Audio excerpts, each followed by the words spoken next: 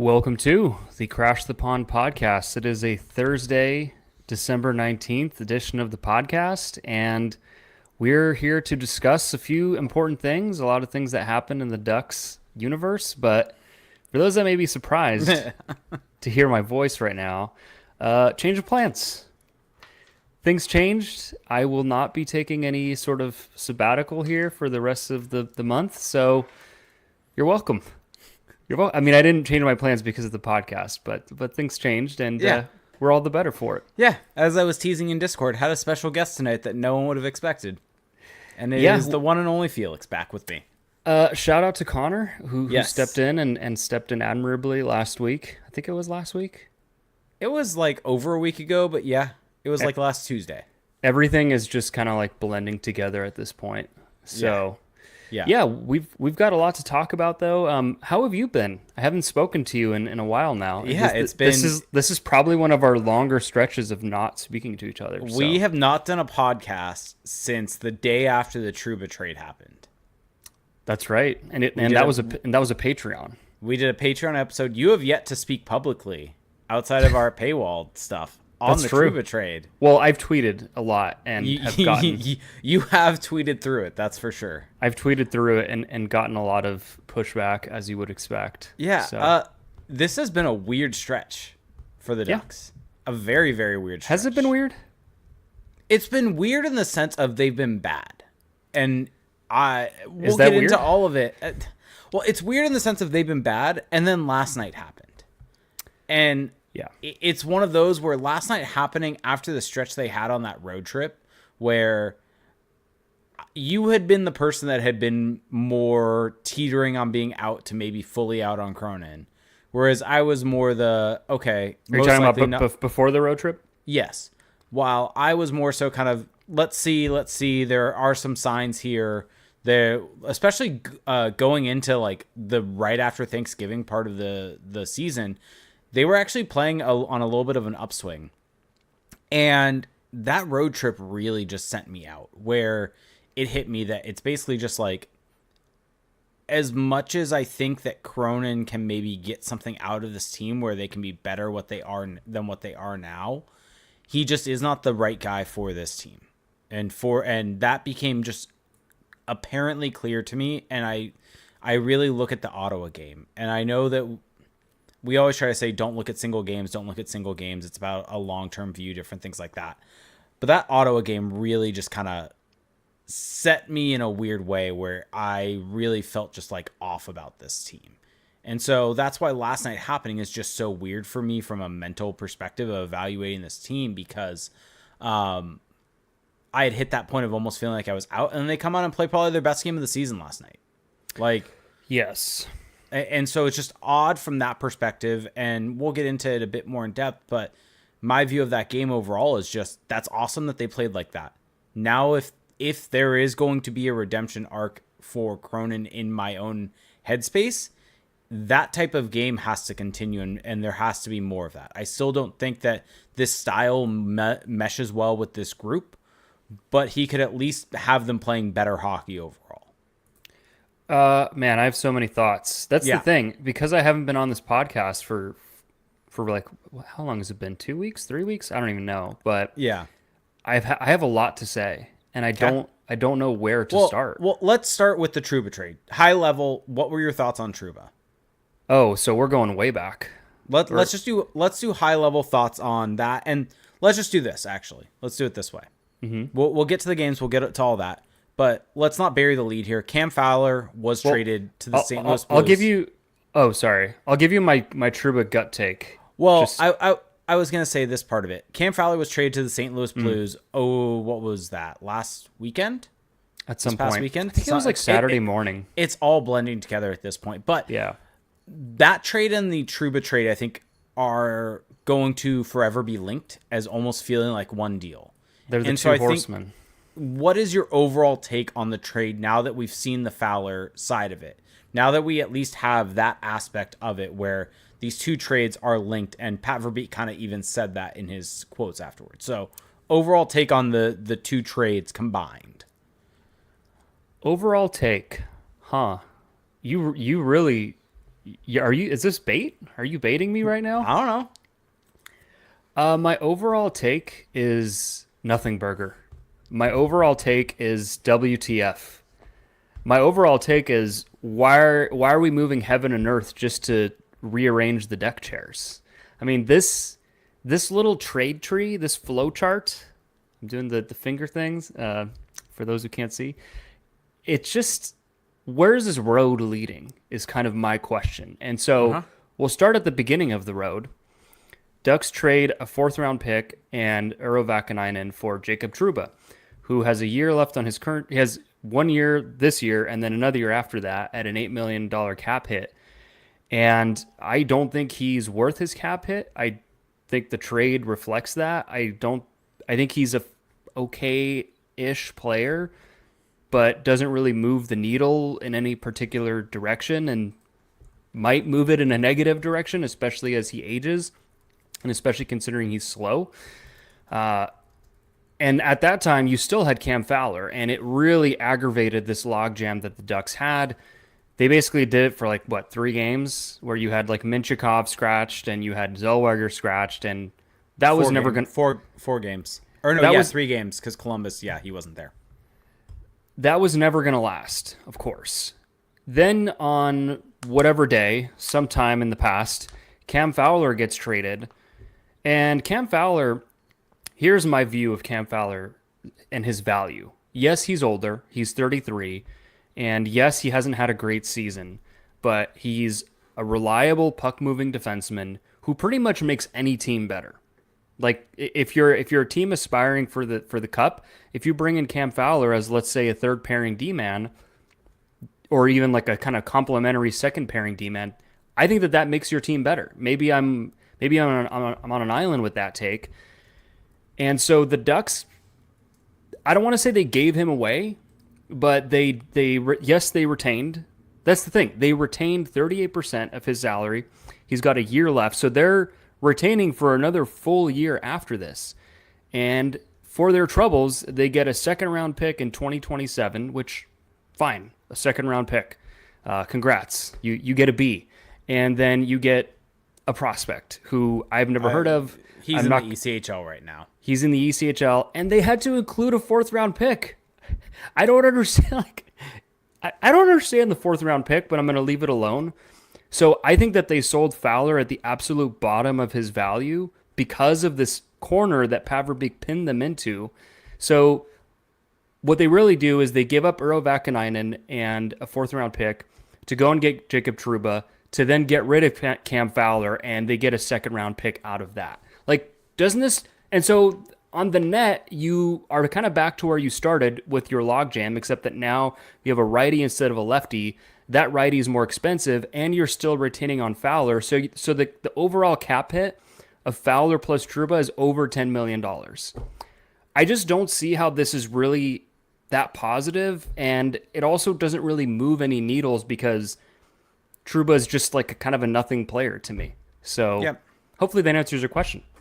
Yeah. I honestly, so let me ask you this question before I get into a slight take that I have on this. If Drew Helleson had not come up 10 games ago and played the way he had played, would your opinion of this be different? No. This is all just a big nothing burger. Just from and let me just put this perspective on it. We've talked about, of wanting the young defensemen playing on their natural side.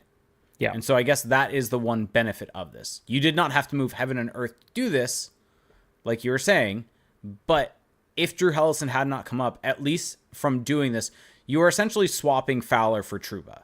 And and that ends up at least setting up the roster in a better manner, I think, overall from that perspective.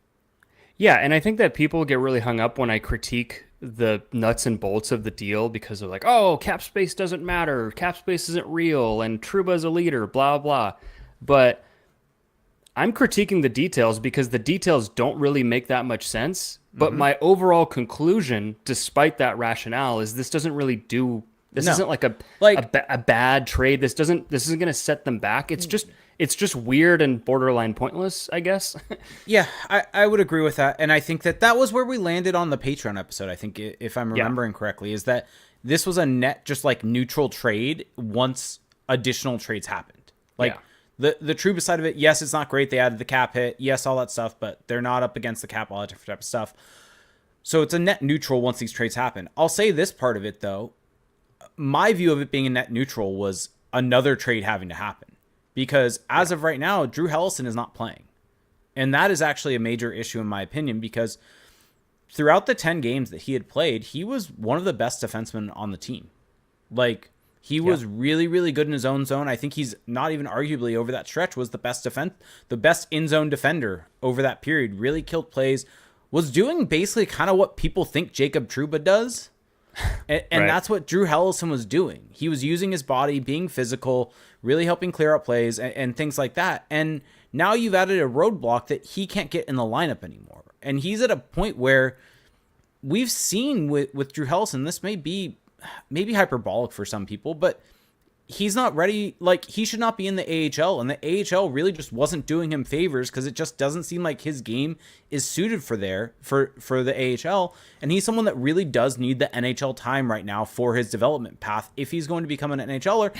And as of right now, he seems like he could be a pretty decent NHLer for this Ducks team if he just got minutes. And so my issue overall with this trade is that, yes, it's a net neutral, but that was if like Drew Hellison hadn't come up and proven this. Yeah. And so now that he has, now you've added, like, yes, you've taken away the roadblock on the left side. Now you can play Minchikov, Zellweger, Lacombe, and no issues. But now you have a roadblock on the right side. And I think Jackson Lacombe right now is a very interesting telltale sign, or not telltale sign, but interesting warning sign or something like that for Drew Hellison, in the sense of Jackson Lacombe took a bit to adjust to the NHL, and now he is playing some of the best hockey. And that's not saying this is who he's going to be long term, but these guys need these minutes in the NHL to be able to adjust and learn how to do it. And Drew Hellison, like, we kind of forget this, he's the same age as Jackson Lacombe, the same draft class, the same everything.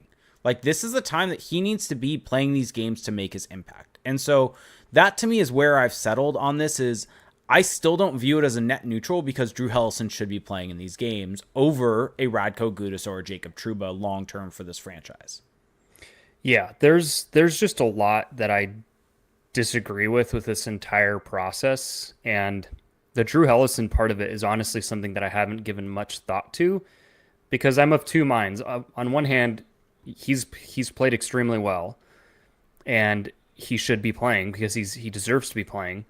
On the other hand, this is still a better situation for Drew Hellison than to be in the AHL. Like, I think, yeah, that's fair. Like it's hard because I really want to see him keep playing, but I also think, hey, the fact that he's here, the fact that he's going to play every now and again is that might end up being what he is anyway, long term. So, but yeah, it's not ideal. He should be playing, because really where the Ducks are right now, you want to give these guys as much runway as possible. And then the kind of the foundation is what really bothers me. I think that's the thing that colors all of this for me, is that I just don't see Jacob Trouba as the guy to bring in to stabilize and to be the leader,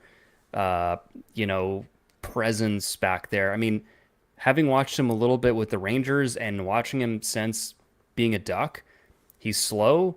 Yes, he brings a little offense, but he's not the most. He's actually kind of mistake prone in his own end. Mm-hmm. And especially with the lack of speed, I don't see that really improving. I mean, that tends to go in the other direction. And so it's just weird that this is the guy. This is the guy that they targeted, that they identified as, hey, this is the guy we need to kind of like just right the ship on the back end. I don't get it. I disagree with it. One other thing overall with kind of where this trade has ended up, right? Because I think we're still talking about it all in totality of Fowler being moved, and I do want to touch on the Fowler part a little bit more in a bit. But it's just a footnote. But it's ended up with kind of these three veterans on the team in Trouba, Gudas, and Dumoulin. And one of the things that Elliot Friedman brought up when he first had reported kind of a bit of a bombshell, I think, in the Ducks community, at least, about the Fowler side of it. And it was the Ducks side of wanting to move Fowler was they have these young defensemen that they want to be playing in bigger minutes, more important minutes, and they know they need to be able to set themselves up for success long term. And my issue is we're not seeing that. Like, even after these trades have happened, right, where Cam Fowler, like, first off, like, bringing in Trouba and moving Fowler, that is you're back at square one where you were at before the season, where you still have, like, you've traded one veteran for another. You aren't in a situation where you've removed that veteran and opened up the lanes. Maybe you've moved to the handedness of them, but you're in the same exact situation that you were before. And then outside of that, you look at, for instance, the Columbus game, and this is a one-off game. Maybe it changes moving forward. But when the Ducks tied that game up late, after the goal, Olin, like, for the end of regulation, Olin Zellweger and Pavel Mintyukov did not see the ice. Yeah. They put Jacob Trouba with Brian Dumoulin and then had Jackson Lacombe and Radko Gudas. I'm sorry, that's not putting these guys in situations to learn how to play in those situations. That is what you need to have a Pavel Mintyukov and an Olin Zellweger playing. That is how they learn in those situations. That is a perfect situation late in a game where you did not play well in the third period, and you tied it up, and now you may try to push and try to not concede, or maybe try to win the game in regulation, and they weren't out there. And so that is maybe a disconnect from coaching and GM, but, like, that is an issue overall. Well, I think that what we're also finding out is that, to me, this kind of feels like Verbeek almost pulling back on that initial, I want to go younger and let them spread their wings, because basically what we understand now is that it's going to be a rotation of the young guys. The veterans are not coming out of the lineup, it would seem. Correct me if I'm wrong, but that's what we've read into with Verbeek's comments, and I think the broadcast actually basically confirmed it. So when Fowler and Trouba were on the team, the broadcast basically said, it looks like it's going to be a rotation moving forward. And for those that don't know, the broadcasters are hired by the Ducks. They have specific time with the coach outside of other media, and when they say things like that, it is not by chance. It is not them just kind of making an analysis. That is usually having some information. So that was where that was coming from, was that it was a rotation of those younger players. Yeah. And so that's the thing, right? Is that they're not going to scratch Trouba. They just traded for him. Radko Gudas is your captain. He's not getting scratched. Brian Dumoulin is one of your more reliable defensemen. You're not going to scratch him. You don't really want to scratch an Olin Zellweger because of how well he's playing. You don't really want to scratch a Pavel Mintyukov because he needs to play.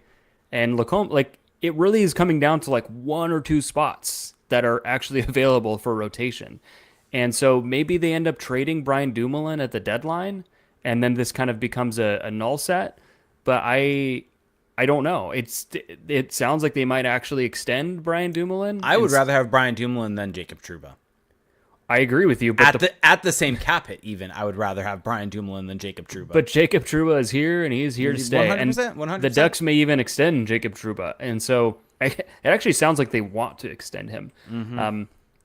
So that part of it is very weird. And to your point about the veterans being out there at the end of the Columbus game, like Radko Gudas is just bad. I think he's been their worst defenseman this season. You can't candy coat it. He's been bad, like just straight up bad. And so that's what really is kind of frustrating, and I'm sure it's frustrating for the young guys that are having to sit out, is that it's like, hey, these veterans, sure, they've earned their stripes and they've earned some benefit of the doubt, but like they are making mistakes, especially Gudas, like constantly. I mean, Gudas's net front game has actually been an issue lately. And you would think that'd be like his bread and butter as the butcher, but instead he's the one getting butchered at the net front. So not great. But the thing is like, to just kind of take a step back, though, I still don't think any of this really is a huge deal, right? It's more of just like weird and pointless. Is kind of my view of it. Where it could become a big deal is next season. With Tristan Luneau. Well, here's the thing too. If they re-sign Dumoulin, then you are actually in this crummy situation. Like, do you trade Gudas in the offseason?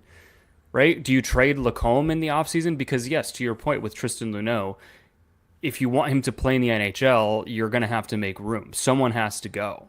It almost just feels like this version of the blue line, if they intend to have, like, you can't both have this blue line and have Tristan Luneau. Someone's got to go. And I'm curious who that would be. I don't see them trading Zellweger. I don't see them trading Minchikov. It feels like it's either going to be Lacombe or Hellison that ends up getting traded. I don't see them trading Gudas either. I mean, maybe they trade Gudas and name Trouba the captain. Like maybe that's something. But it feels like we're still. It still feels like we're another one or two steps away. Remind me of the captain conversation. I want to comment on that briefly later about what should be happening here. But before we move on and talk about the games, we also should park some time here though for Cam Fowler. Yeah, and we haven't talked too much about him. We've talked more about kind of the impact on this team and kind of what this does to the roster construction, because at the end of the day, that was the biggest impact of all of this was Fowler had to be moved for that. But it is a bummer. I think removing all the analysis side of it, of this roster, right, of removing that this had to happen for these young guys to play. And it had to happen because of the Trouba trade, to be clear. And I guess even before the Trouba trade, like Minchikov was getting scratched. Like Hellison coming in and playing and getting that spot made it kind of more an untenable situation. But I mean, even Dumoulin being brought in. Like, yeah. But it's a bummer. It's a bummer that this necessitated this to happen and he wasn't able to hit 1,000 games in a Duck sweater.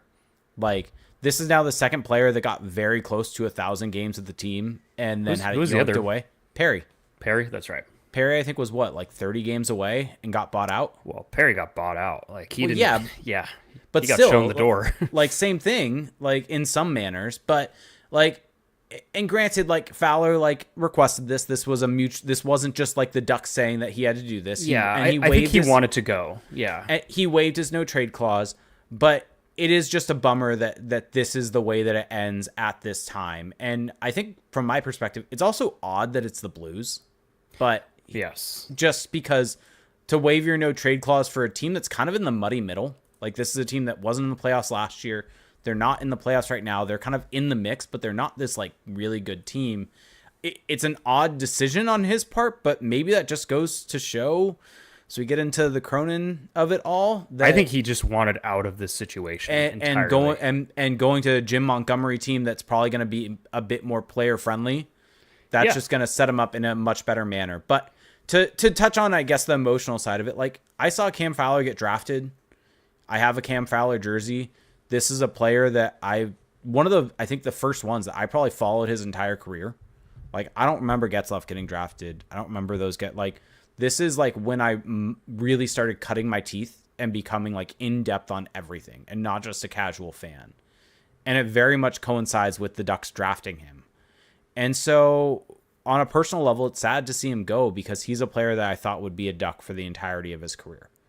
And I think there's a lot of people that misunderstood him throughout his career. Yes. And I think you've seen a lot of people state they need to trade him because he's bad. Like Cam Fowler still wasn't like bad this season. No, like and I'll make this point, but keep going. So Fowler like has been one of the, I think, more underappreciated Ducks over the course of his career. He was never a number one defenseman. That's never what he developed into, but that's still fine as a 13th overall pick. Like he developed into a top 4 D-man that played almost 1,000 games with your franchise and was one of the top 4 D-man on a team during probably the most successful period in Ducks history. Yep. After the Ducks won the Cup, I think they won the division once, and then they started falling off. Like the Ducks were consistently competitive, and Cam Fowler was a top 4 D-man on that team. The run in 2015 with him and Simone Dupre, they were absolutely dominant. Him and Ben Lovejoy were really fun together. Like there's just a lot of really fun memories with Cam Fowler, and I hope a lot of people remember all of that and realize what he meant and what he did for this franchise.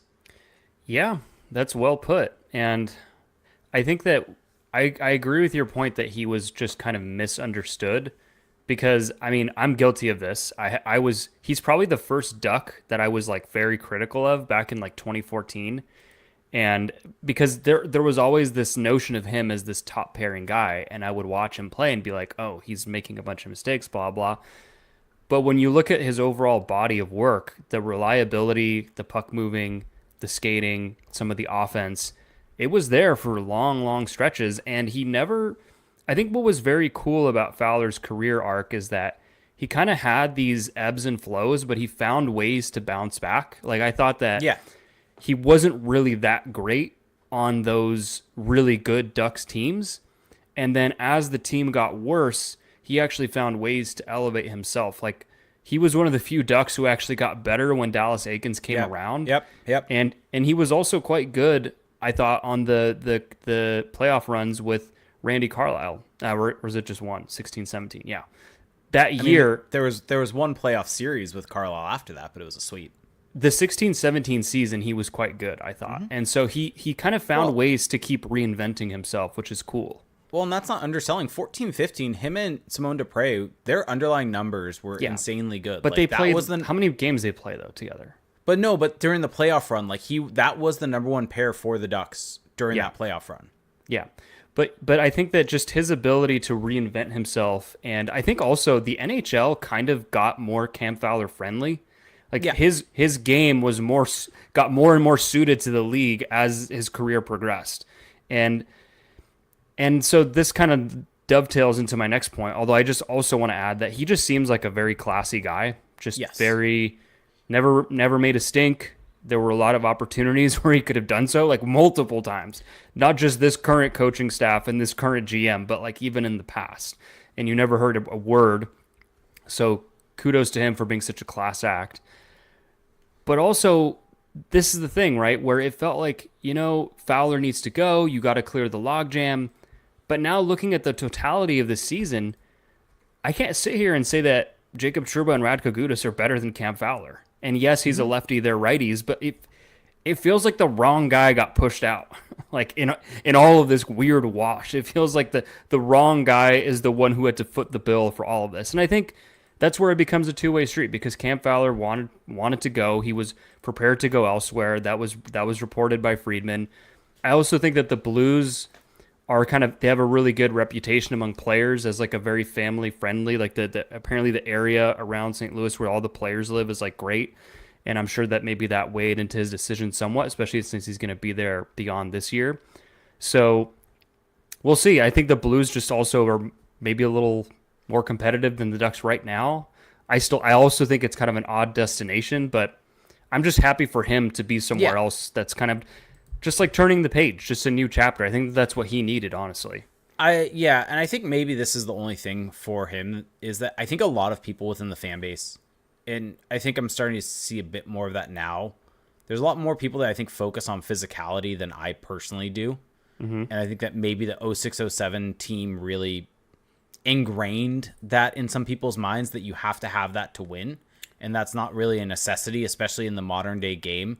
And I think when you look at Cam Fowler, that's not his game. And that never was going to be his game. So assuming that that's what was going to be there just was looking at him incorrectly. And he was a player that was just going to be great at breaking the puck out, going to be good on retrievals. He was not going to be the most dominant offensive force like a Cale Makar, but he was going to be steady for the team throughout. Well, that's what he was.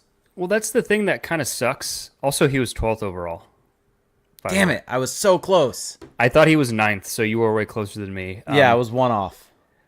And that's the thing with Fowler that I think is why his legacy with the Ducks is kind of complicated, because I just think he was constantly in the wrong chair. He was constantly miscast, where for whatever reason he was on the first power play unit last year. I'm sorry, but he's just not a power play guy. And so then his kind of weaknesses in that area of the game get exposed, his kind of like pointless point shots, stuff like that. Like that makes him look bad, but he shouldn't be in that situation to begin with, right? Like on a cup contending team right now, he's like at best a second pairing defenseman, right?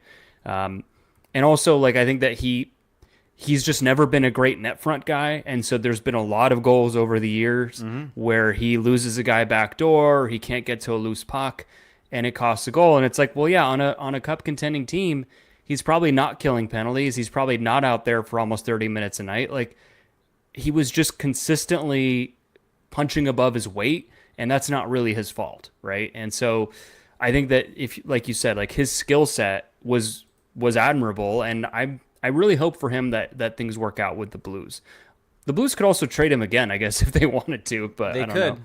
I don't know how that will the go. no trade clause goes with him, so Yeah. he still has a very, very limited trade clause. I'm curious if things if things just completely hit the fan in St. Louis next season, if maybe they would entertain that. And he would I think entertain pending that. UFA. I think pending UFA, he would entertain that. Well, I'm wondering if the Blues are kind of, there's maybe some undercurrent that they're going to try to become better next season or something. Like maybe he sees them as a team that's going to try to be competitive. I don't know how they're going to do that. It could also just be the Jim Montgomery effect. Yeah, I mean, honestly, having a likable coach compared to what the Ducks currently have is maybe was appealing. Yep. How do you feel about number 17? It's just weird seeing him in a Blues jersey regardless. But number 17 though. I don't mind it. You I know who I kinda think like of with the number 17 I actually associate with the Ducks. It is not Dustin Penner, actually. Ryan Kessler. No, it is actually not Ryan Kessler either. And now I'm second guessing. It is. Yeah. Well, I said Kessler because I knew you were thinking about Wisnowski. Yeah. Yeah. And so 17 as a defenseman works with Wisnowski, works with Fowler. It looks good. It's like a skill number. I'm a fan of it. Yeah, he looks good in that retro Blues jersey. That's a good look. Good for him. Yeah. So I hope it works out. I think that this is just kind of what everybody needed, and yeah, it's bummer. It's His return to Honda Center. I may have to buy tickets for that if I'm not going already. I honestly wish. I mean, for me, if it were up to me, he would have finished it out with the Ducks. Yes. He would have been like a third pairing defenseman when they eventually make the playoffs again. But they just have too many lefties. It was just never going to be ideal for guys to be playing on their offsides. And I mean, that continues to be the case even now. You still have Zellweger playing on his offside. So yeah, bummer. The trade is weird. Not a big deal though, long term. So yeah, it's just kind of a wash. That's my view of it. Like that 2027 second round pick. Do you think the Ducks are actually going to make that pick down the line? Probably not. I doubt it. So yeah, we should probably talk about the games that happened. Oh boy. Okay. How do you want to do this? I'll leave this up to you. I just think the state of the team. Okay. The state of the team. Okay. Because the only reason why I want to touch on the games before we get, because I do want to mention this before we get to the state of the team. Okay. There are probably people that are tuning into this after last night's game, and now they're 30 minutes in. Oh, they want to hear it. They probably want a little bit of happy before we get to the negative. And so let's just touch on last night's game a little bit here, because I think that before we get to the negative about everything from the road trip and everything like that, last night's game, I think, was a very good performance for this team, and one that, if they can repeat it, is a formula for success for this team. Yeah, so I think that what the win over the Jets shows from the Ducks' perspective is that the way that they play, which is this kind of like, cardio machine, skate after the puck, hound the puck, create disruption and chaos in front of the opposing net. When you catch a team sleeping, you can make them look really bad. And I think that that's what they did to the Jets. The Jets looked sleepy. The Jets looked very sleepy until the end of the game.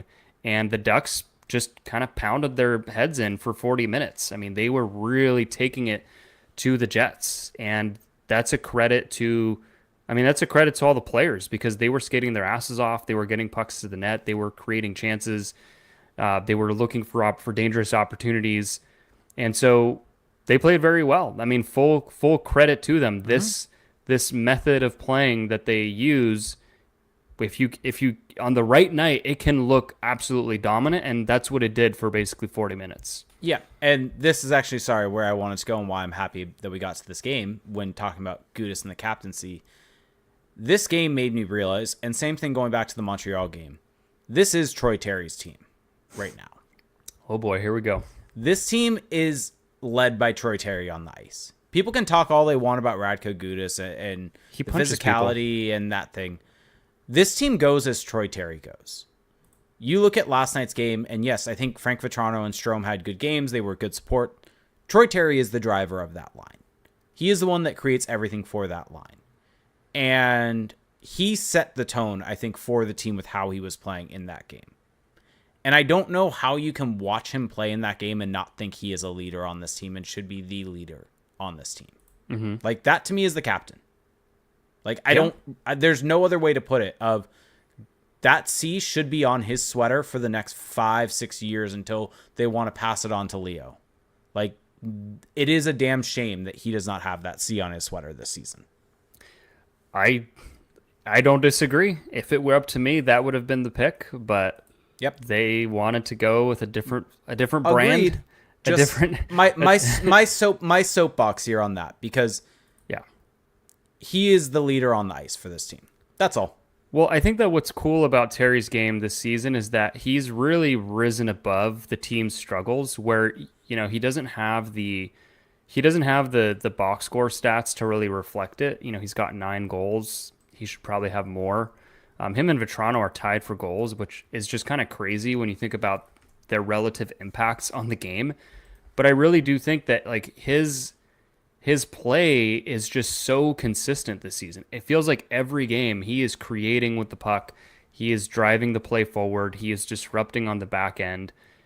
And, I think Ryan Strome and Frank Vatrano are doing their part, but like he is, like you said, he is the driver. He is dragging them across the finish line. He is the one that kind of makes it all go.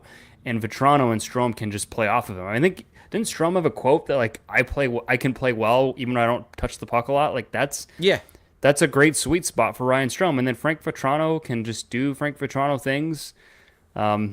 He does a lot of things, and I'm not sure that they really amount to true top 6 guy. But when you're playing next to Troy Terry, it doesn't matter. And like that's the crazy part of all of this, is that Terry is straight up elevating to lesser talents than him and making it work. And yes, they are bringing their own contributions. I'm not trying to dismiss what they're doing entirely, but like I'm sure that they would even acknowledge Terry is the driver of that line. So It's great to see. Now, does that mean he should be the captain? I think that what really is making this hard is that Gudas has just been terrible this season, and Gudas just continues to do just the dumbest shit.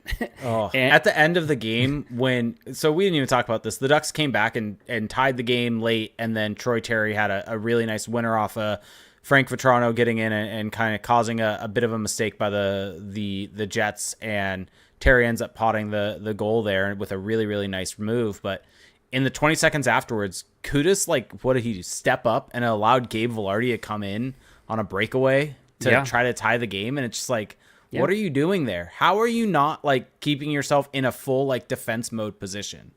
And the funniest part of it is just seeing, I mean, Dostal deserves all credit for that poke check, but seeing Gudas come in late and just kind of fly through the net was comedy for me at that point, knowing that the goal did not go in.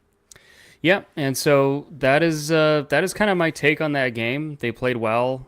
They caught a team sleeping. Deserve to win that game. And deserve to win. Kudos to them. They did it. I really just don't think that was the Jets' best foot forward. The Jets, I think, were at the end of a road trip, and I think I also think the Jets are not what their record shows. No, but that was not the like. Sure, agreed. That is not how I would expect most. If these two teams played each other 10 times in a row, I don't think this is like the average outcome, the way the game went, not necessarily the scoreline. I just don't think the Ducks are going to dominate the Jets for 40 minutes on most nights, but they did it. Congrats to them. And the reason why I'm so reluctant to kind of give them their full praise is because the Ducks have been terrible for a good few games now. And it's like, okay, you played well. You beat up a team. Well, you didn't really beat them up. You won by 1, but you took it to a good team and you managed to win. Great job. Now, if we look at the rest of your resume here, it's looking pretty bad. And that's kind of where my head is at right now. And the shame of it all, for me is that I think that the Ducks they've had some really bad games. They've had some games where they've looked a little better, but the end result has still been really poor. Like I think the game against Columbus, they didn't necessarily, like, I thought that they looked okay for stretches, but the end result, like that shot total was just bad. Well, the Columbus game, my issue with that game, if we're talking about the game, I thought they were fine for 2 periods, but the issue is they go into the third period tied, and they play one of their worst periods of the season just from a chance perspective. I don't know how that, to me, reflects so poorly on the coaching staff. Yes, it's the last game of the road trip, but how can you go into this road trip where you have not won a game, and you go into the third period and you play that poorly in a tie game against a team that you should be on a similar footing with? And that to me was just purely a sign of not great coaching in that game, not having them ready for that period. And they got lucky by getting a bounce late to tie the game. Yeah, I thought that they played okay, like to start the game and even through the second period. I thought that they were getting chances, they were getting looks. Yes. But, that's the best you can really say. And then you contrast that with the Toronto and Ottawa games, and now we've got some problems. And that's kind of my big takeaway right now, is that I just don't think that the way Greg Cronin is coaching this team is conducive to the roster that he has. Because if you look at the players, and we've said this before, this is nothing new, but now it's becoming so apparent, especially when they're playing good teams. Like the Ottawa game is just burned into my brain, because if you watch that Ottawa game, the Ducks were competing. They were skating after pucks. They were in on the forecheck. There were scrums after the whistle. There was, they got some shots on net. They got some scrambles. But when you're playing a good, disciplined team with talent that's playing on the front foot, not like the Jets were, it just doesn't matter. Like this whole approach that Greg Cronin has of, we're going to play man-on-man in our D zone. We're going to chase and chase and chase. And then on the forecheck, we're going to be in their face when we dump it in. We're going to attack the net. When we recover the puck, we're going to go low to high, go to the point, shots on net, get scrambles. That sounds like a great game plan if you have like the 2014 LA Kings or a grinding team like that. This Ducks team has a lot of talent, and a lot of that talent is best expressed when it's out on the rush or out in space or creating different creative looks. And I really just think that the way that this team is coached right now is suppressing a lot of that talent. And to some of these guys' credit, like even in the Columbus game, I thought that Cutter Gauthier and Mason McTavish are starting to form a little chemistry off the rush. They're actually getting out in transition, and that's despite the way that they're being coached. I thought that they looked good against the Jets. I also thought, just side note on the Jets game, it was noticeable to me because I think on the road trip, it became super noticeable about them just getting neutral zone, dumping pucks in, and trying to get in on the forecheck. It was noticeable that against the Jets, they weren't doing that. It felt like maybe there was an adjustment, and we'll have to see if this continues. And this is where looking at that Jets game and saying, okay, it's a one-off game. Now can they continue that? Can they do that more moving forward against more teams? It felt like they were driving into the zone with the puck, and then if they were to chip it in deep, it was after getting to the face-off dots and seeing what they had and not just blindly throwing it in and trying to cause a forecheck. It was a rim around with a guy having support. And so that's what they have to do more so. But one thing I want to read here. Our good friend Patrick Present had a really good article that I want to just kind of read his blurbs about this team because it kind of echoes exactly what you said, but I think it's a very good, succinct way of putting it. So a couple paragraphs here that I'm going to read for everyone. So he had said the Duck systems are constructed to resemble teams like the Los Angeles Kings, Carolina Hurricanes, Colorado Avalanche, who strive for limited defensive zone time with quick turnovers and their man-to-man defensive zone coverage and creating disruption with a heavy forecheck to generate offense. In the offensive zone, the Duck cycle is based around shifting focus, moving pucks from low in the zone to high at the point, funneling pucks and bodies to the net, capitalizing on rebounds, and getting loose pucks first to start the process over. The strength of the Ducks' most important pieces seem to contradict that philosophy, though. The roster as constructed more so resembles the strength of teams like the Vegas Golden Knights, Dallas Stars, and New Jersey Devils. Those teams prioritize generating opportunities off the rush by keeping teams to the perimeter, protecting the middle, and eliminating seams until they cause a turnover before sending numbers out of the zone on the counterattack with possession. On the cycle, their possession-based offense keeps pucks on the sticks of their best players as they support, weave, switch, and open up lanes for shots or dangerous passes. The Ducks, while remaining diligent in their man zone coverage or their man coverage, aren't manufacturing the turnovers they need and are often hem zone in their own zone as a result. That has led to higher volume of shot attempts for opponents and the players on the ice expelling the majority of their shift energy defending, limiting their own dangerous potential on the counter. Yeah, I mean that's pretty much it. Is that the way that they play, it can look good, it can look busy, right? It's like, whoa, they're skating hard. Brock McGinn is flying into people, yay! But at the end of the day, what does that get you? And against a good team, a sound team, it doesn't get you a lot. In fact, I mean, it gets you an ass whooping against the Senators, and it's weird because again, did they get outcompeted? No, they were playing hard. Did they get outskated? No, they were skating hard. And that's why, like, when I listen to Greg Cronin talk after games, he talks a lot about, oh, well, we didn't shoot the puck enough. We weren't creating chaos in front of the net. Oh, we didn't have our legs. But it's like, okay, Greg, Mr. Cronin, to respect my elder, when you are shooting the puck, when you are skating, then what? If you have everything present, what else is next, right? Like, there's got to be more to winning games in the NHL than just skating hard and creating chaos in front of that. Like, if you think that the Carolina Hurricanes are only good because they shoot the puck a lot, that's just not the whole story, right? And so that's why, like, again, Greg Cronin's approach is not like, it's not a bad approach inherently. A lot of teams play this way. It's just like Patrick said, and like we've been saying here, when you look at the personnel of this team, is that really how you think these guys are most effective? And I think that the record is showing that it's not. And I don't think there's anyone that is more apparent with a misassessment of them than Mason McTavish. Yep. He's a victim of all of this for sure. And I think you and I are settling in that. And I don't remember what it was. Everything's blending together. But at some point, someone unearthed the Mason McTavish video that you did last year. And then you and I both watched it after that to be able to see some of his shifts from last season of when he was going well and what he did well. Because McTavish, I think, has started to look better these last couple of games, but he was looking dreary again against the Senators, against the Maple Leafs, like not looking good in any of those games. And so if you look back on that time period, first off, he was with Troy Terry. Yeah, that helps. Which helps. But he was getting looks off the rush.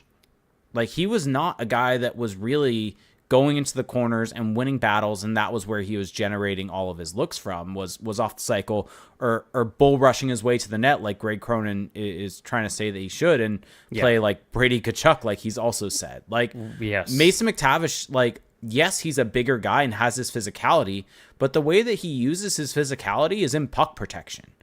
Like, he's not a guy that goes and throws his body and wins pucks back in the corner. He's a guy that if someone's on his hip, he can protect the puck from them and keep them on his hip, almost Ryan Getzlaf. Not to the same level that Getzlaf could, but that is where his physicality and his strength shows, and he has high-end skill, and that's what he should be doing. Like, that is, in reality, he was drafted 3rd overall because of his transition game and skill and shot. Not because of him being able to go muck it up in the corner. And so that is what needs to happen more. Yeah, because he can be a good forechecker, but again, it's like, just because you can do something doesn't mean that that's where you should be or that's the most optimal spot. It's the same thing with Zegras at wing. It's like, yeah, Trevor Zegras can be effective at wing, but is that what's optimal? Like that's the dissonance here, is like, what is best for the player versus what they can do. And I think that what's interesting though is that Cutter Gauthier is establishing himself as a really good transition player on this team. And there's a lot of guys who are good in transition. They just don't get the opportunities. And with him, he seems to be breaking that a little bit. And what's happening is that even though we've talked maybe a little bit about how McTavish should maybe be shifted to wing, what's happening is because Gauthier carries the puck so much, McTavish is finding himself in a lot of situations where he's supporting the puck and trying to get open for shots or give and goes. And that's actually working out. So even though he's the center, he's still getting into those situations that you kind of think are more favorable for him.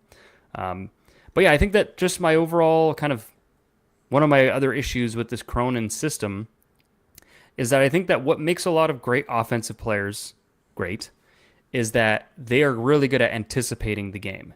And some people may call that cheating, right? Where before the puck has fully left the zone, you're already kind of inching away maybe into the neutral zone, anticipating that the puck's going to be chipped out, and then off you go on an odd man rush.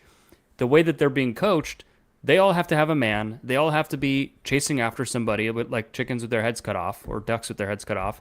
And Nice. you're never able to anticipate the game. You can't use that anticipatory skill to your benefit. And so it's just, I don't know. It just feels like it's suppressing a lot of offense. And it's weird because I don't think that this team is really at all competitive against good teams.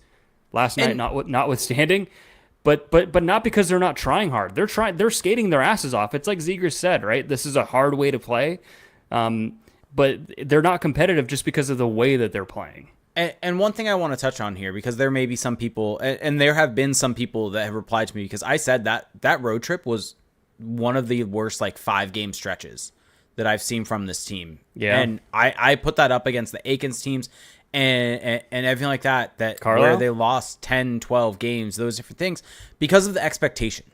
And there have been people that have pushed back on, well, why your expectations are off for this team. It's like, no. Verbeek even said going into the season that the expectation should be this team is in the mix. And so the fact that this team is the worst team in the league, they may not be actually after last night. Let me double check that. But they are among the worst teams in the league from a 5-on-5 expected goal perspective. And they are getting ran out the building by a bunch of different teams of varying different qualities. And the only teams they're able to hold their own against are bad teams like the Canadiens. Sorry, Felix. Did they win that game? I'm just saying they held their own. Oh, and okay.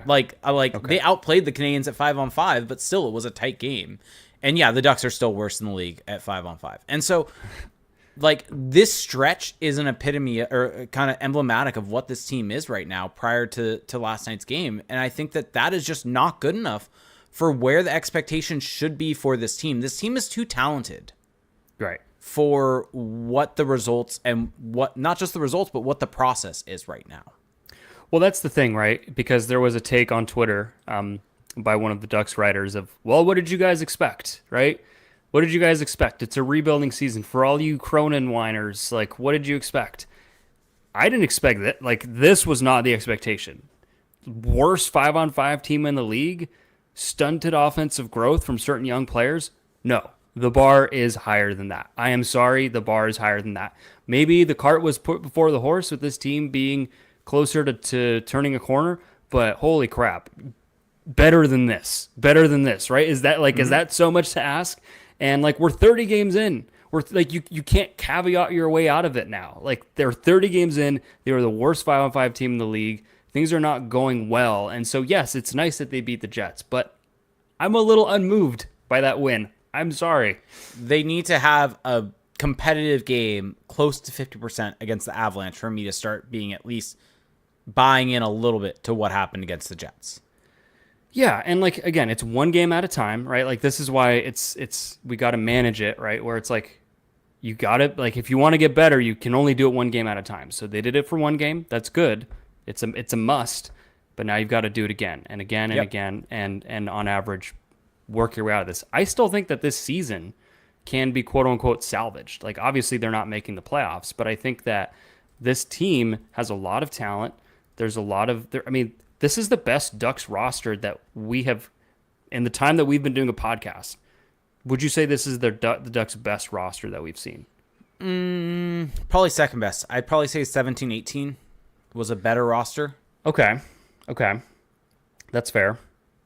I think Getzlaf still being Getzlaf, everything that's fair. But yeah. Okay. So, this is one of the better rosters we've seen, right? Yes. Would you agree with that? I don't look at this roster. I don't look at this roster and think, oh, this is problematic. This is the best roster that the Ducks have had since before the pandemic. Yeah, and that's the thing. Because I think when Aikens was going through his struggles, when the Ducks were losing a bunch of games under Aikens, I think that the argument for, well, it's the roster was a little more plausible then, right? I think that the roster wasn't as good as it is now, and yet Cronin is basically getting the same results with a better roster, right? Something just doesn't add up here. Process-wise, I think results-wise, they're in a better spot right now. They're 2 wins off from being a 500 team. Well, sure, but like That's why I lucky. said process. Sure. Yeah. But that's it, goaltending. Like Dostal has played a massive part in that. And like the Ducks had 500 stretches with Akins. Surely, Sure. I'm sure that happened. I mean, they had a really good season. Was it his second 22, to last 23? season? Was it 20? Or was it 21, 22? 21, 22. 22, 23 was when That was the shit wheels hit the came fan. off. Yeah. The wheels No, came off. 21, 22 was like the Sonny Milano. Yeah. Yeah. One thing some good news for people out there listening to this before we get to questions is talking about the future and what this team can bring the rest of the season. Trevor Zegras had surgery since last time we did the podcast, and much shorter time period than we had initially thought. 6 weeks.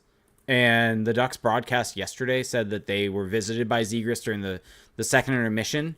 And he said the knee's feeling great post-surgery. And he's like, I think that I could beat that 6 weeks. So that is very, very encouraging. Honestly, when I saw him go down like that, I thought his season was just going to be over. Yeah. And so the fact that it was reported as someone said 6 to 8 weeks, right? Someone said 6. I think it was Friedman. I saw 6 to 8 from you and Connor said that in our text message. Because I think it was based off of a Friedman tweet. Maybe but he I deleted it. I never actually saw 6 to 8 tweeted anywhere though. I think Friedman deleted his tweet that said that because he then quote tweeted the Ducks, I think is how that went down. So 6 weeks is the official timeline though.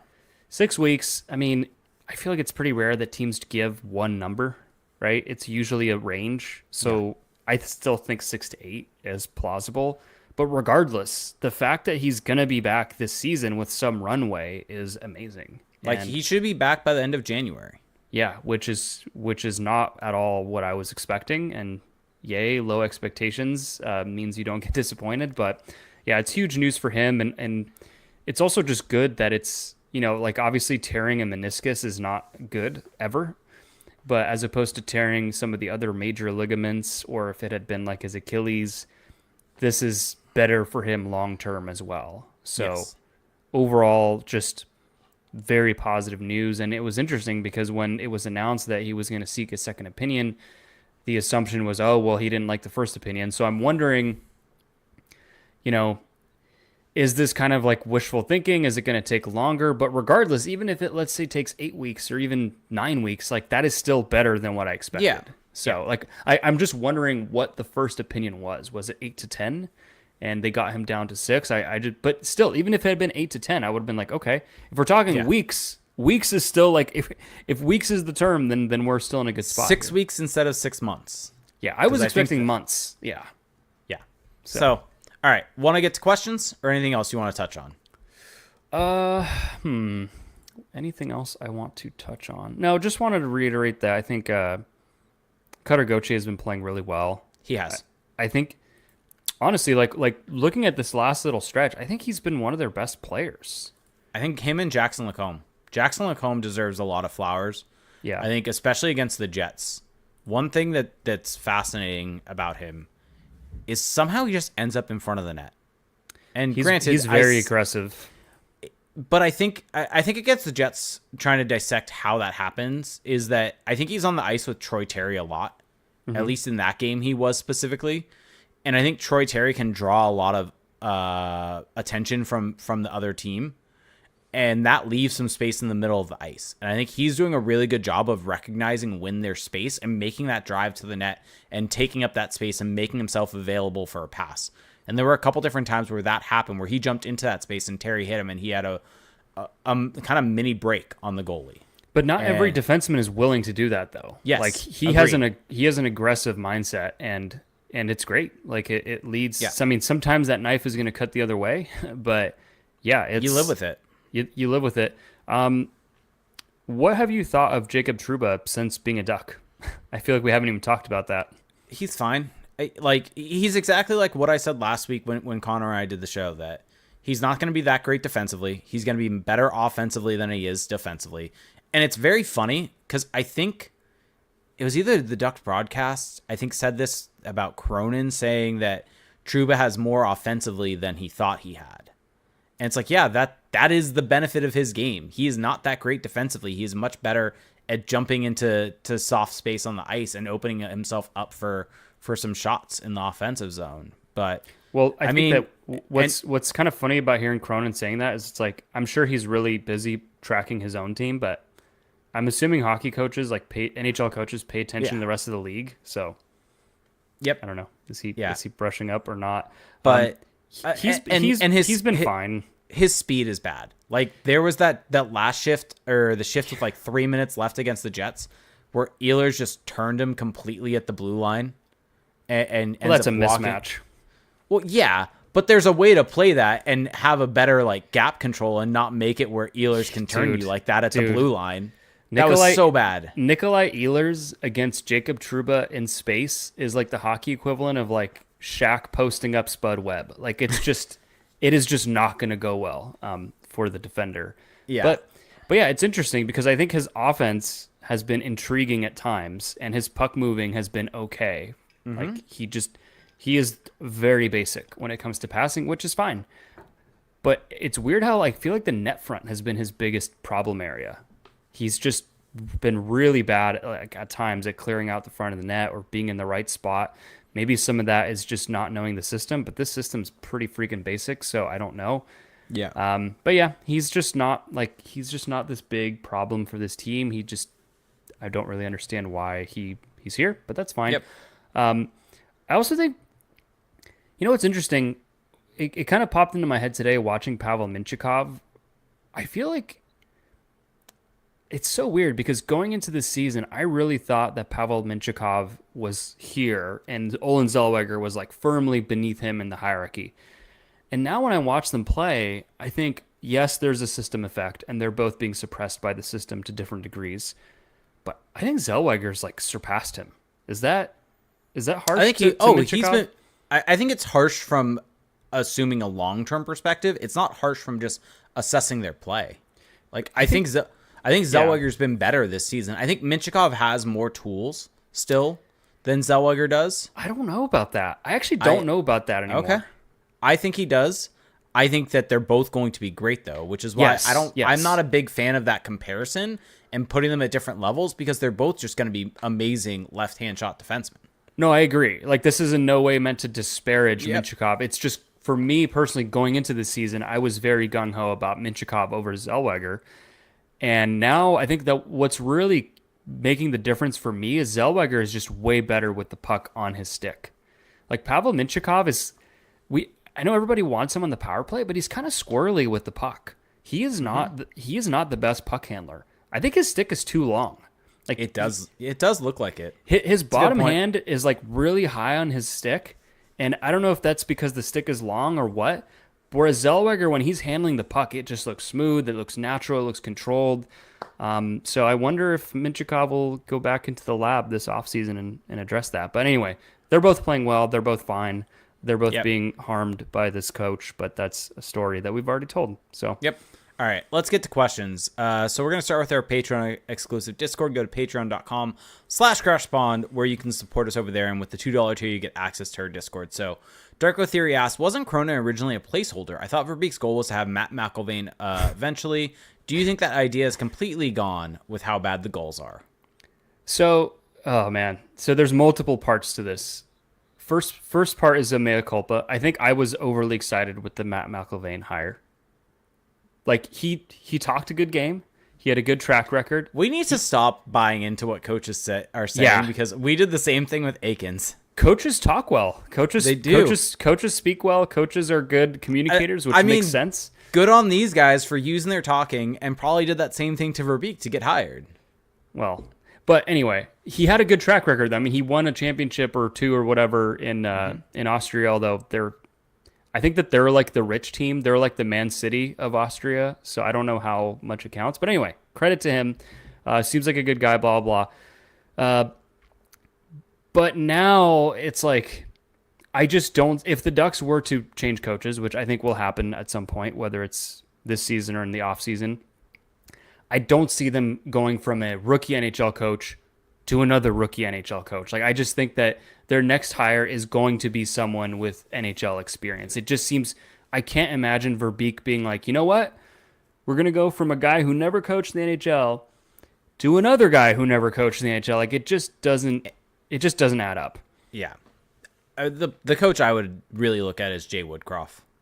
Yeah, he's a good blend because he's still, he's younger, he's more modern, but he does have great experience as well, leading a really good Oilers team. So that would be my pick. But yeah, I don't think McIlvaine is next. But the other thing I want to add is I still don't know if I would fully judge McIlvaine based off of the goals. Because again, AHL is weird, rosters are weird, roster movement, this and that. Like the goals have a very young team by AHL standards, so that's not necessarily conducive to winning games. So anyway, cut Matt McIlvaine some slack, even though there's this bizarre Radwan Dionisio situation going on.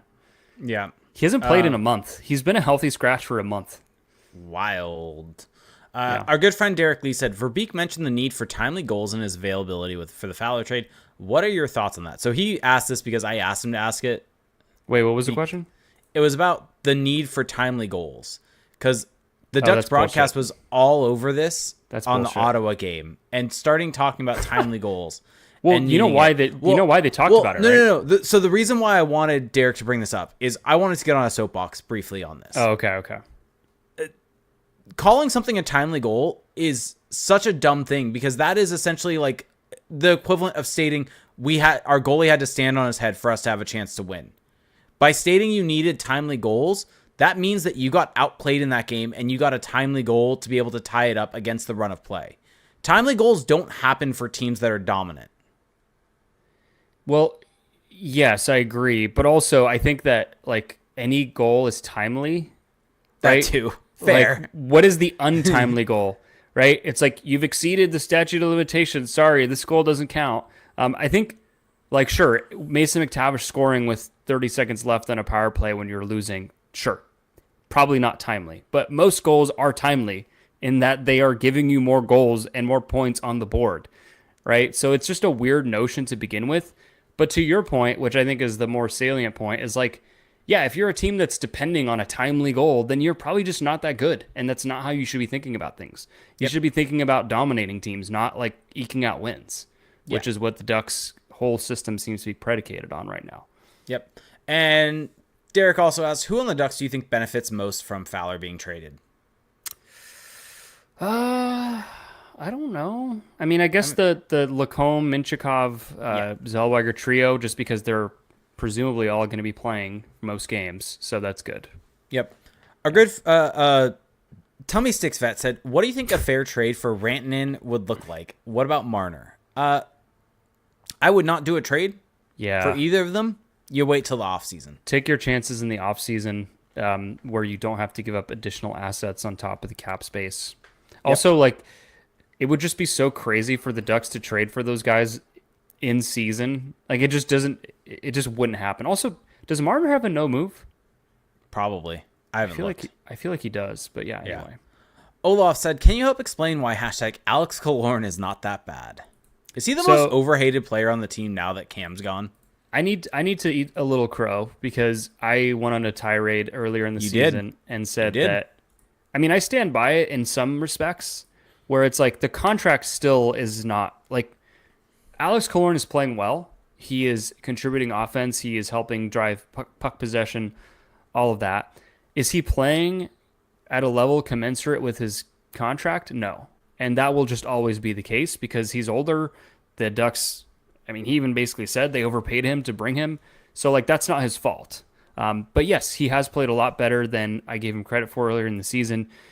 And I feel like, did this happen last year? Like, is he just a slow starter? Is he an old school guy who shows up out of shape and plays his way into shape? Like, I don't know what it is, but he's done it. So credit to him. He's playing well. Yep. Agreed. And yeah, I think he's been really good defensively if you look at some of the underlying numbers. And so I think he's been a good support player for this team. Now, a support player probably shouldn't be making that much, like you said, but he has been good, and he gets a lot of shit on him from the Ducks fan base. And so he's a player that really should not be getting that. I also just think it's different when you're paying like the Ducks overpaid a veteran guy to come to their team. It's different than if you had paid, let's just take the Mikko Rantanen example. If the Ducks pay Mikko Rantanen $14 million this offseason and he comes in and stinks up the joint, I think it makes sense to be critical of that because you're expecting prime production, right? Like you paid him market value and you expect a market production. Killorn, it's like it's been out of whack from the very beginning and he's older. So that's why I think being harsh on him is kind of like unfair to him. He's a big boy. He can take it. Anyway, it's complicated. Yep. Let's see. D Frenzy said, we've seen Fowler moved and Trouba play in a Duck sweater. We also heard from Pat Verbeek's son that Pat was cooking. If Dumoulin makes it to the trade deadline, what are your early thoughts on this trade? FYI, this trade made me completely lose faith in Pat Verbeek, and I don't think we will ever win a cup in the Verbeek era. Can we talk about Kyle Verbeek for a second? Sure. That guy is, hey, I get it. Defend your father's honor, right? There's not really, I can't think of a good analogy for that in Star Wars, but, defend your father. Redeem your father, whatever. He's out there, doing his best, but you don't have to oversell it either, right? Like saying he's cooking. I think the Fowler trade was the only thing he was cooking. I don't think another trade's coming until the deadline. Like, congrats on the 2027 second round pick with 38% retention. Anyway, I don't know where I was going with that. We've seen Fowler moved and Trouba playing a Duck sweater. Pat was cooking. Okay. If Dumoulin makes it to the deadline. I still think it's a nothing burger because none of these things had to happen for Dumoulin to get traded. It's a nothing burger with a Dumoulin trade. But the thing is, if Dumoulin makes it to the deadline, then it is negative because Drew Helleson won't have played that much. Like that's the reason for me that it's a negative. I think here again, this is where I struggle. I struggle, and I'm an open book. I'm open about my struggles. Drew Helleson should be playing. Yeah. But he started the season in the AHL. Yeah. He is better than, we'll say, at least one Ducks defenseman right now. Yes. I'll go with two. Screw it. They're both on the right side. They've both been captains of NHL teams. But is it necessarily a crime that he's not playing? No, it's not. I think this is what he's going to be, right? Like when the Ducks are contending, is he really going to be more than a third pairing guy? I think he could if he plays right now. Like I think sure. from what we've seen from him, he reminds me a lot of Josh Manson when he first broke into the league. Fair. I mean, you could be right. Like I think he should be playing. It makes more sense for him to be playing. I'm just trying to play devil's advocate a little bit. No, of like it's not necessarily like sure. He was in the AHL to start the season, which just goes to show where he was on the pecking order. And but it's I think with what we have from these 10 games, there's something there at least, or at least you need to see what's there. And I think if you're Verbeek, he needs to play so you know what you have. And I agree with that, and I think he should play. But I think it is different than like when you have a Pavel Mintyukov scratched for 3 games in a row, who was a 10th overall pick, or a Zellweger who was a second round pick but is an elite prospect, so on and so forth. Like Helleson is just not in that tier. So anyway, agreed. All right. Sean Seabolt said, does this season change your opinion on Terry being part of the Ducks contending window? Should the Ducks move Terry? And if they did, what young forward would you target, i.e. Cousins, Kakko? Well, Kakko's been moved. And it was for a lot less than Troy Terry. I still think Troy Terry is part of this contending window from the perspective of he's going to be on the older end of things, but I think having him be kind of more the veteran player on that team has a lot of value. Well, let me ask you this. What is this contending window? Let's put a number on it. When is this team likely to be, let's just call it playoff contending? Let's go 2 years.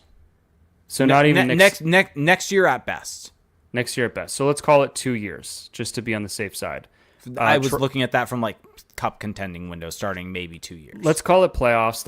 Let's just go as conservative as possible. 2 years for the playoffs. Troy Terry will be 29.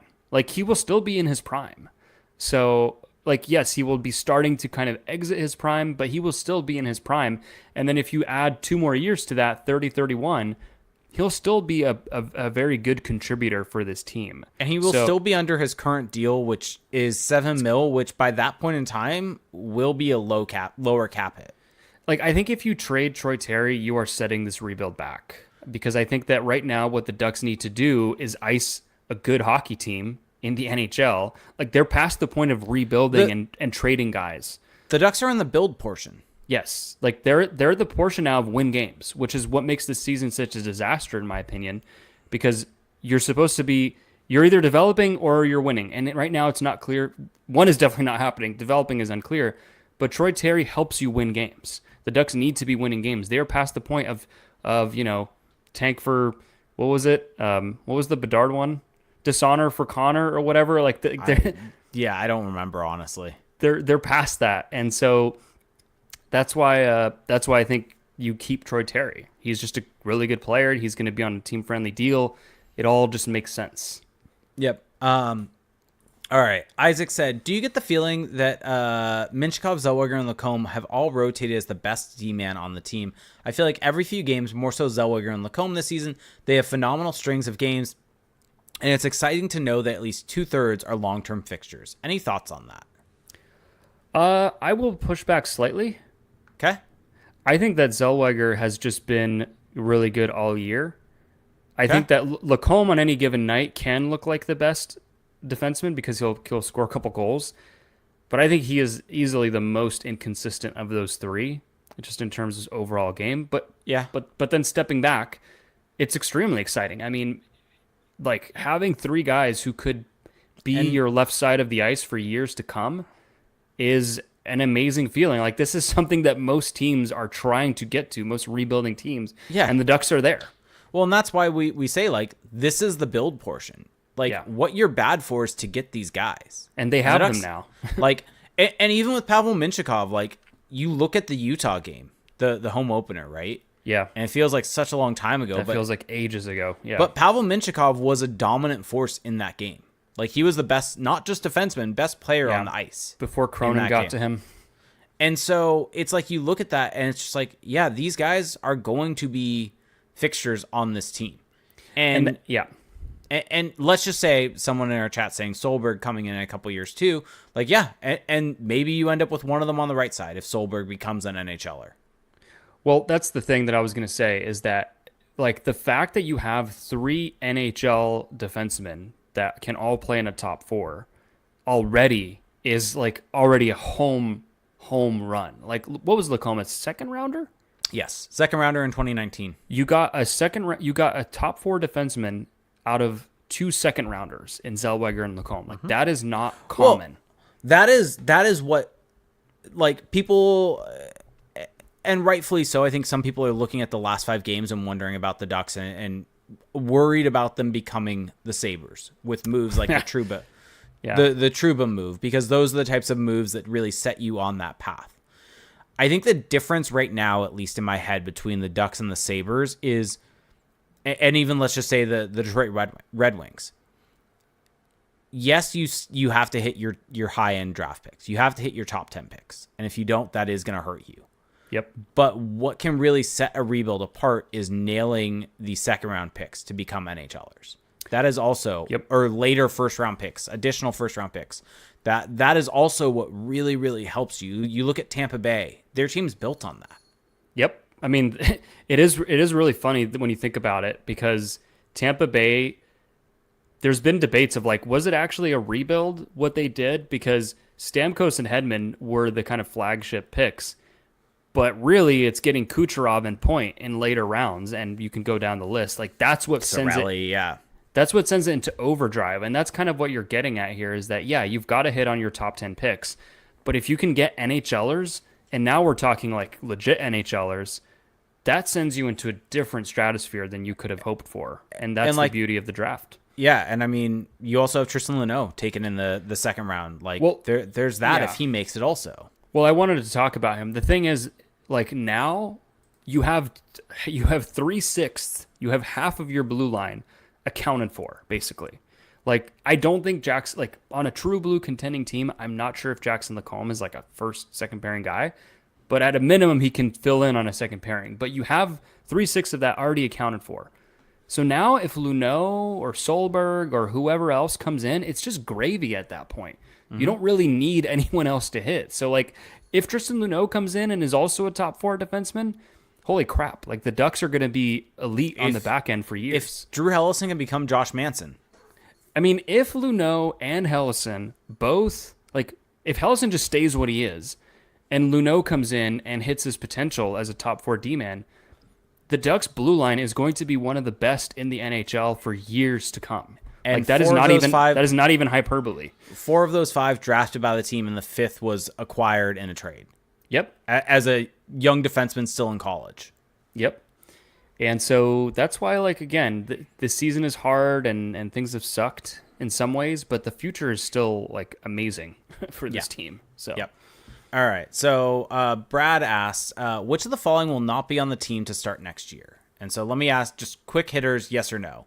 Dumoulin. Why is Cronin not on this list? Oh, sorry. Go ahead. So Dumoulin. I'm going to say yes. I think he is on the team. Fabry. No. Gibson. Gut says no.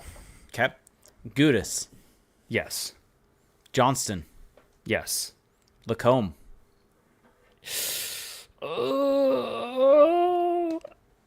I'm going to go with chaos and say no. I'm going well, so I haven't give I'll give my answers after. Lundestrom. Yes. Leeson. No. Trouba. Yes. Okay. So I'm going to go Dumoulin yes, Fabry no, Gibson no, Gudis no. They're not trading him. There's no way. Something has to give. If Drew Helleson establishes himself, like Pat Verbeek loves Tristan Luneau. Like, you know what else he loves? Radko Gudas. Loves Tristan Luneau. Loves Radko Gudas. I'm going to go no. Ross Johnson, I'm going no. I'm being hopeful there. Jackson Lacombe, I'm going yes. Lundestrom, no. Leeson, no. Trouba, yes. So the Lacombe thing, well, hold on. The Lundestrom thing. I don't know. I don't ask. He's an RFA. Are they not going to qualify him? I mean, they might not. They have not qualified a ton of people. Like, they have a lot of guys in the AHL who could probably come in and do what he's doing. Yep. Actually, no. I take that back. I completely take that back. Isaac Lundestrom, I apologize. Isaac Lundestrom has played well. He has. There are not a lot of... And so I'm completely doubling back. Okay. Watching the goals a little bit the other day, I don't see a lot of guys ready to come in and be an NHL center for this team of any capacity.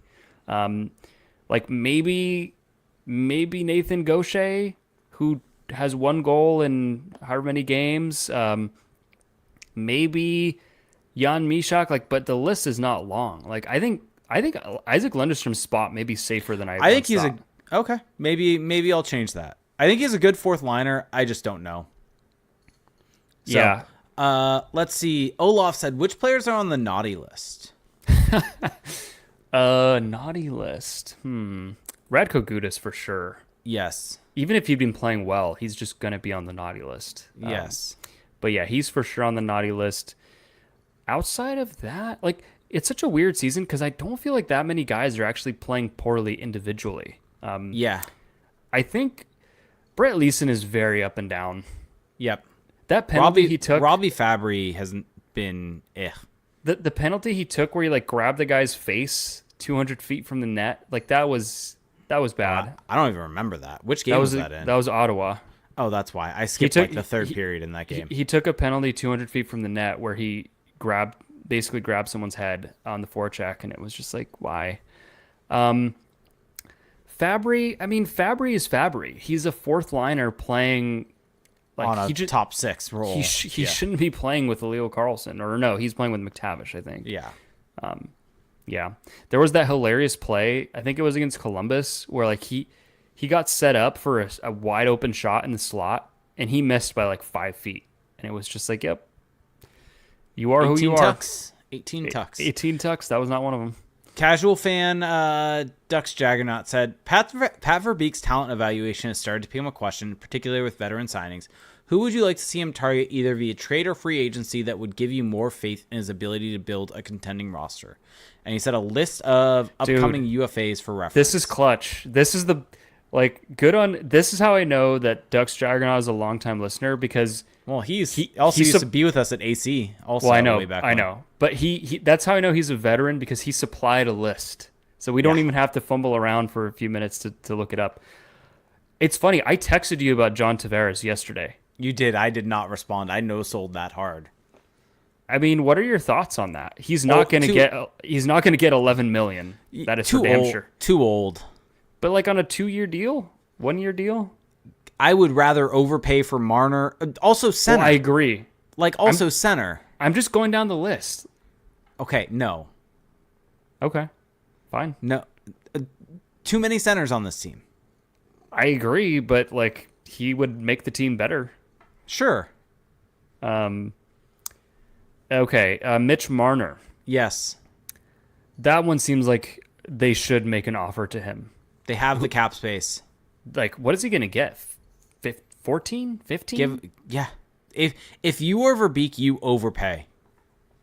Yes. Well, he's going to have to. That's that much. This season has been such a poor like sales pitch for free agents to come to the Ducks. Like, hey, we have this coach that might actually be kind of a dick, and then the team is also terrible. But hey, California, like that's the best we've got. Sunshine.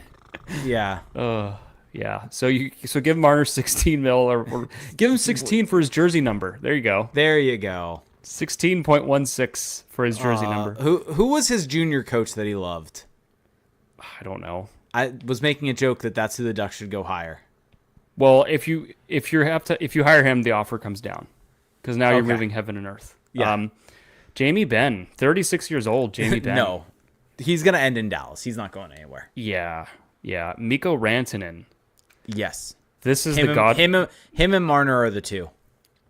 This is the Godfather offer. I think I would prefer Rantanen to Marner because I think I like Rantanen's skill set to complement the other Ducks players. I think Marner does a lot of what they already have. I mean, obviously to a much more elite degree, but you can't go wrong with either. But Rantanen would be my pick. Yep. Nicholas Backstrom. Contract is coming off the books in Washington. Yeah. He's definitely on this list. Skipping through, I mean, Burns, Orlov. No defense. There's no need for defense. Brad Marchand. What about Brock Besser? I feel like I don't even know anything about him anymore. Agreed. He's a name that's been thrown around a lot, but I feel like I'd rather spend more to get a Marner or Rantanen than to spend on Besser. Marchand, no. Nikolai Ehlers. Ooh, Yes. That is a yes, and he's going to be cheaper because the Jets have suppressed his offense for years. Those are the three. Marner, Rantanen, Ehlers. You get one of those. I feel like they're not going to get Marner and Rantanen, if we're being honest. There's just no way. There's just Probably no not. But I feel like Ehlers could be the guy that you target because he's going to be the one sitting there without a team when the dust settles, and that is the guy that you go and get. And But maybe he just wants to go to palm trees. maybe. I mean, palm trees is literally the sales pitch at this point because That's something that Buffalo clearly doesn't have. oh god, that comment by Kevin Adams was just so.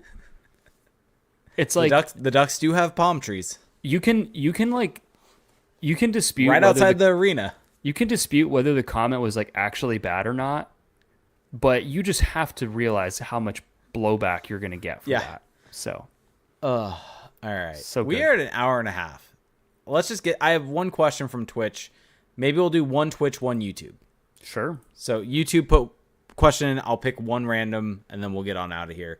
But Austin Price had one in Twitch that I wanted to mention, saying, I appreciate the explanation of why Cronin's system is not a good fit for the Ducks roster. If Pat Verbeek remains the GM, do you think it's realistic that the Ducks' next coach would bring a more modern play style or just a similar to Cronin? So I wanted to bring this up because I at least wanted to touch to say this on that. The way Cronin plays is a modern play style. And so I think that's something that's important to address here. It's not like it's this like Ice Age play style. It's one that a lot of teams are employing. Well, it's one that the Panthers are using, the Hurricanes. Like, this is a style that teams are using and to success as of right now. Mm-hmm. But I think it is just finding a play style that fits this Ducks roster better. No, I think that that's a good take. It's that like the yes, it is a little antiquated. I still like even the teams that do it and do it well, I still think could stand to change their approach.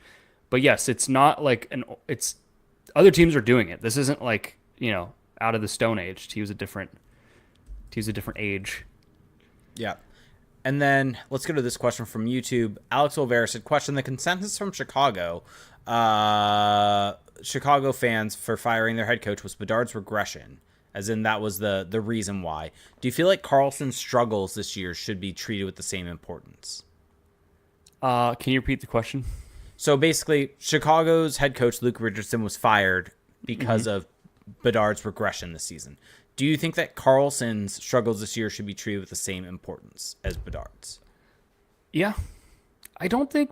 Has Karlsson really struggled? I think he's been up and down, but it's not been much different than last year. He's a 19-year-old playing in the NHL. Like, I've had a couple of people ask me about it, and it's like, him being absolutely dominant at 19 is just... It's an abnormal thing to expect. Mm-hmm. And the fact that he's even having stretches where he looks dominant shows the type of talent he has. Yes, I think that the difference between him and Bedard is that Bedard is a first overall, was billed as generational talent, whereas Leo Karlsson was a guy who could have defensively gone third overall and like just was not in that category.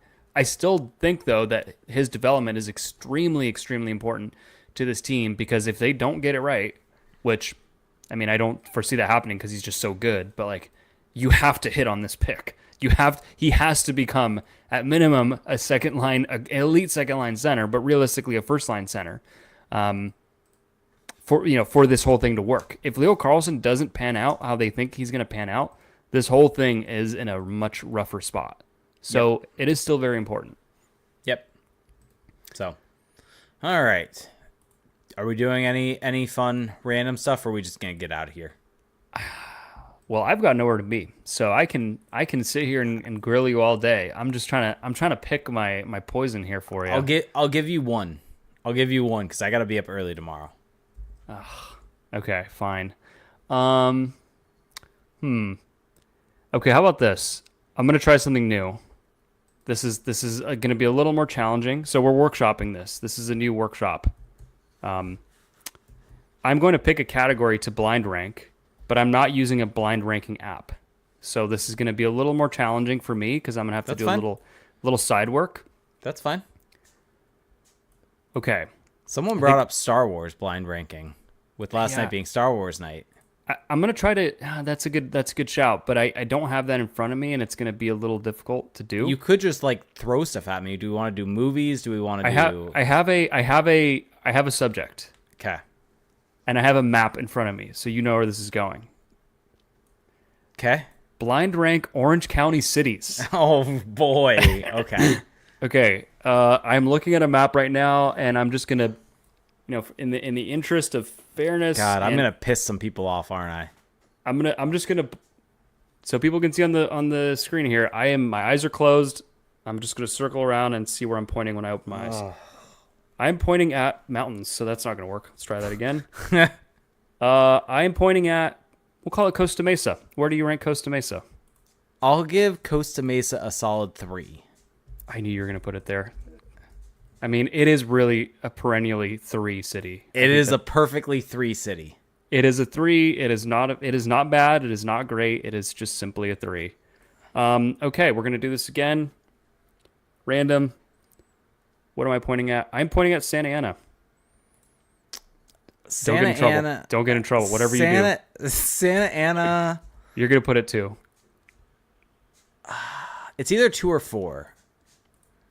That is a big spread. Well, it's because it like there's some like Santa Ana has some really it's really not beautiful. That great. It's not. No, that there great. are some actually like really beautiful parts, but I'll go 4. Okay, yeah, that's like it's okay to say that it's not that great while acknowledging its good parts. I think that's correct. That's fine. I'm going to abandon my random technique. I want to pick things that are going to get you in trouble. Anaheim. Oh my God. Is this going to get me in trouble? Like I work in Anaheim. The Ducks are there. There are plenty of amazing things, but as a city, that's a 5. Can I ask Like you this? Santa Ana is a clear, like, just as a city above Anaheim, like Old Town Santa Ana. Like, there's some amazing houses, some really nice places to walk around there. Okay, but you're saying it's a 5. It's a 5. Okay. Yeah, I have to leave 2 and 1 open for other places. let me ask you this: if that had been your first option, where would you have ranked it? 3. Okay, well, that's not good on you for saying that. I don't believe you. Okay, next up. Oh, and I hear a cat. This one's kind of random. Ladera Ranch. I guess 2. 2. Okay. Like, yeah, I don't know. It's near me. Now I have to pick your 1. This kind of sucks. Yeah, you get to pick my 1. I don't like that I'm doing this. But just for you, I am putting Stanton at 1. Thanks. A place that I just have no opinions on. Ugh, do you want to try that again? You could have at least given me, like, you should have just given me San Juan Capistrano at 1. Come on. Okay, I can flip it. Okay, thank you. I'm the quiz master here. There Do you remember go. do you remember the quiz on TSN? No. Oh, that was a thing that they would do at intermissions. They would have a quiz of all When? this was like years ago, but all Yeah, the that's- panelists, which would be like Darren Dreger and Pierre LeBrun, and they would be a quiz, and they would have to pick an option, and I'm the quiz master. So, San Juan Capistrano is your 1. I'm giving There that we to go. you. Thank But yeah, you. good job. Good job. Love my city. We'll reconvene with different options. I'm gonna make this a thing. I think I can. I'm gonna try to set up a list of options and try to put it into a randomizer. I'm sure that is what you should do. I'm sure there's a way to do this on the internet. So Yes. we will figure it out. On that note, though, thank you everyone for listening. We really appreciate you guys tuning in. I don't know when's the next time we're gonna do this. Yeah, we'll discuss. Next week might be an off week just because the holidays. But We'll see. regardless, wishing everyone a happy holidays. And if you want to support the podcast, there's a few really easy ways to do that. Go check out our Patreon page, patreon.com/crashthepond. For $2 a month, you get access to our patrons only exclusive Discord server where you get to interact with Jake and I at pretty much all times of the day. We are always in there chatting ducks, but there's also plenty of other people in there, a great community. And it's for $2. You can up that pledge to $7.50 a month, and for that you get access to 2 bonus podcasts, so 2 bonus episodes a month on top of the regular show, and you get access to exclusive player videos. So go check that out, patreon.com/crashthepond. You can also leave us a rating and a review on Apple Podcasts. We greatly appreciate those. You can also leave us a rating on Spotify. Subscribe to us on YouTube. We are on YouTube, as Jacob mentioned earlier. We are also on social media across all platforms. Just search Crash the Pond. And if you're looking for a gift idea, just throwing it out there. I have no interest in this whatsoever, no bias at all. But we do have a store on crashthepond.com. There is a shop with a litany of items, some really cool T-shirts that are actually in our screen right now. You can see some mugs, some stickers. So if there's a Ducks fan in your life who you want to give something for, and maybe they happen to listen to this podcast, then this would be a great gift. But, I'm not biased at all. Just saying, just throwing it out there. And I also think there's a way to get to Patreon membership. Yeah, I mean, just saying. Again, do I have any, opportunity for pecuniary gain in this? No, not at all. Those are words I definitely know. And on that note, thank you for listening, everyone. Happy holidays, and we will talk to you shortly. Bye.